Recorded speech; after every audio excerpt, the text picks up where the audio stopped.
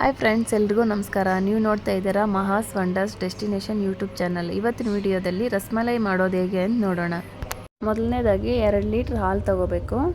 ಹಾಲು ತಗೊಂಡು ಒಂದು ದೊಡ್ಡ ಪಾತ್ರೆಯಲ್ಲಿ ಹಾಕಿ ಚೆನ್ನಾಗಿ ಕಾಯಿಸ್ಕೋಬೇಕು.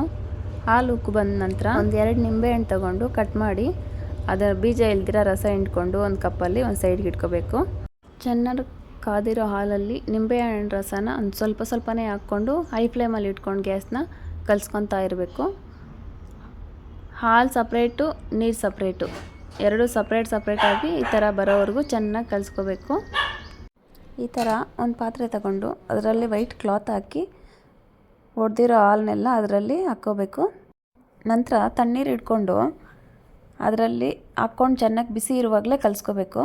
ಚೆನ್ನಾಗಿ ಕಲಿಸಿದ್ಮೇಲೆ ಅದರಲ್ಲಿ ಹುಳಿ ಇರುತ್ತೆಲ್ಲ, ಅದರಲ್ಲಿರೋ ಹುಳಿ ಎಲ್ಲ ಹೋಗುತ್ತೆ. ಆ ನೀರೆಲ್ಲ ಹೋದ್ಮೇಲೆ ಚೆನ್ನಾಗಿ ಬಟ್ಟೆನ ಈ ಥರ ಟೈಟಾಗಿ ಸುತ್ಕೋಬೇಕು. ಟೈಟಾಗಿ ಈ ಥರ ಸುತ್ತಿದ್ರೆ ಅದರಲ್ಲಿರೋ ಸ್ವಲ್ಪ ನೀರೆಲ್ಲ ಹೋಗ್ಬಿಡುತ್ತೆ.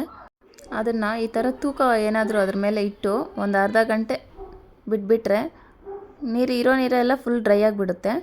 ಒಂದು ಅಗಲವಾಗಿರೋ ಪಾತ್ರೆ ತಗೊಂಡು 2 ಕಪ್ ಶುಗರ್ ಹಾಕಿ ನಂತರ 2 ಕಪ್ ಶುಗರ್ಗೆ 4 ಕಪ್ ವಾಟ್ರ್ ಹಾಕಬೇಕು. ಇದನ್ನು ಕುದಿಯೋಕೆ ಇಡಬೇಕು. ಒಂದು ಅರ್ಧ ಗಂಟೆ ಇದು ಪಾಕ ಕುದಿಬೇಕು.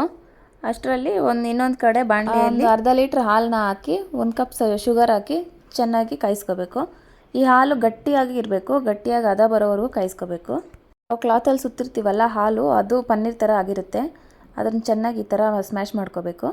ಈ ಥರ ಸ್ಮ್ಯಾಶ್ ಮಾಡ್ತಾ ಇದ್ದರೆ ಸ್ವಲ್ಪ ಅದು ಮೆದು ಬರುತ್ತೆ. ಅದು ಮೆತ್ತಗಾದ್ಮೇಲೆ ಸ್ವಲ್ಪ ತುಪ್ಪ ಕೈಗೆ ಸವರ್ಕೊಂಡು ಚಿಕ್ಕ ಉಂಡೆಗಳಾಕಿ ಮಾಡ್ಕೋಬೇಕು.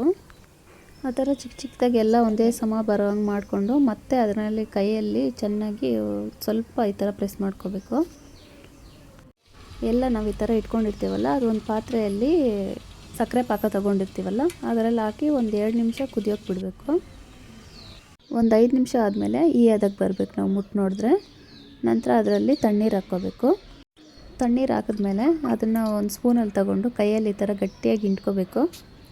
ಗಟ್ಟಿಯಾಗಿ ಹಿಂಡ್ಕೊಂಡ್ರೆ ಅದರಲ್ಲಿರೋ ವಾಟರ್ ಕಂಟೆಂಟ್ ಎಲ್ಲ ಹೋಗುತ್ತೆ.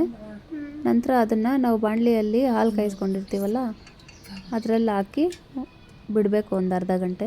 ತಣ್ಣಗಾದ್ಮೇಲೆ ತಿನ್ನೋಕೆ ತುಂಬ ಚೆನ್ನಾಗಿರುತ್ತೆ.